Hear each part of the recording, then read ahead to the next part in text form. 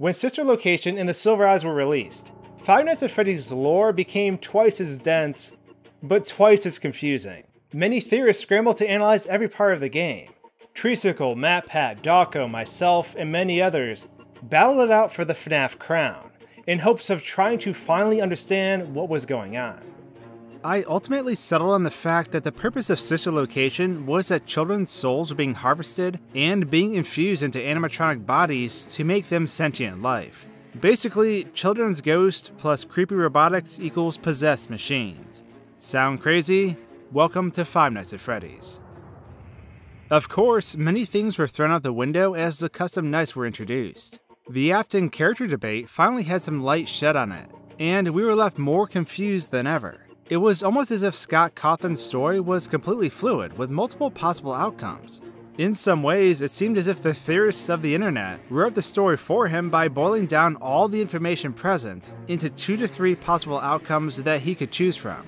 We debated back and forth, had some FNAF fisticuffs, and scrutinized the story to the few outcomes it could possibly be. And Scott could just choose what was most interesting. Of course, this probably isn't likely, but it would be pure genius if it was. If that was your plan, Scott, my hat is certainly off to you.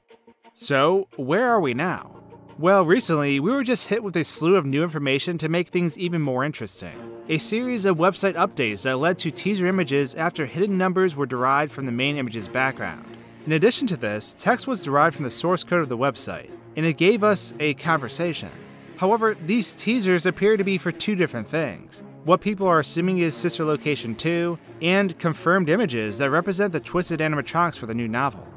On the Sister Location side of things, or at least what is assumed to be, we have the following exchange between animatronic characters and a set of eyes to go along with it. Now, this exchange of dialogue is heavily believed to be between Baby and the other animatronics. It's almost as if Baby is being ousted from the group, and the set of eyes we see are actually her. On the novel side of things, we have 3 twisted variants of animatronics that are quite interesting. There are what appears to be boils all over their body, and they heavily resemble nightmare variants similar to Five Nights at Freddy's 4. Bonnie in particular has several sets of teeth and fleshy gums. They are also drooling what appears to be saliva, which makes the whole situation a tad different than usual. The last image is that of a wolf animatronic, except it appears to be half robot and half animal. The wolf looks as if it's shouting, and is ready to attack as well. There is a glitchiness that overshadows this image, and the edges of the image are blurred out in a circular wave type fashion. All of this is quite bizarre, given that up to this point we have always been dealing with man-made animatronics. But before we go any further, the books and the games operate on separate timelines. On that same front though, that doesn't mean there isn't any overlapping details that can influence both sides of the stories. While the plots differ, elements from each can still help us understand the possibility of what could be going on in the different timeline, and that is exactly what I'm going to talk about next.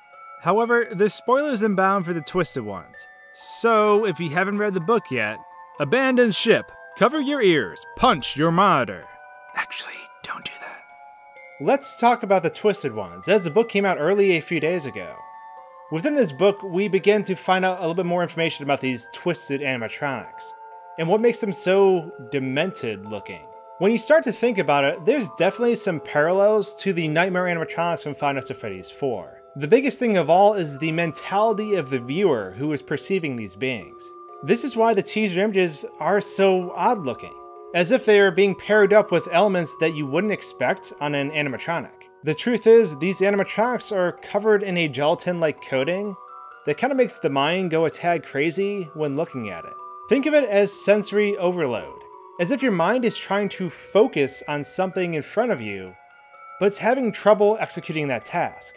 The brain becomes overstimulated by what it's perceiving, and everything that's going on is overwhelming the mind. Things become a jumbled mess for the perceiver, and oftentimes the only way to gain peace of mind is for them to remove themselves from the place it's happening in.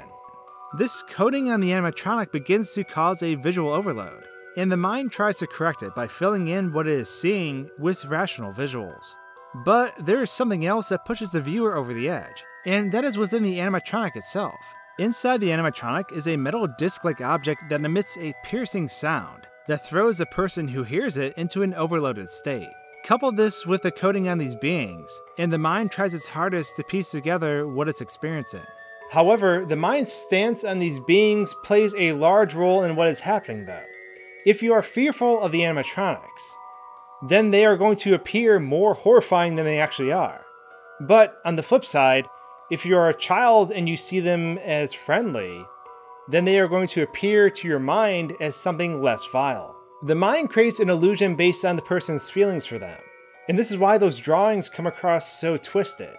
The boils we see across the images could represent the outer appearance of the animatronics in the middle of changing to conform to whoever is watching them.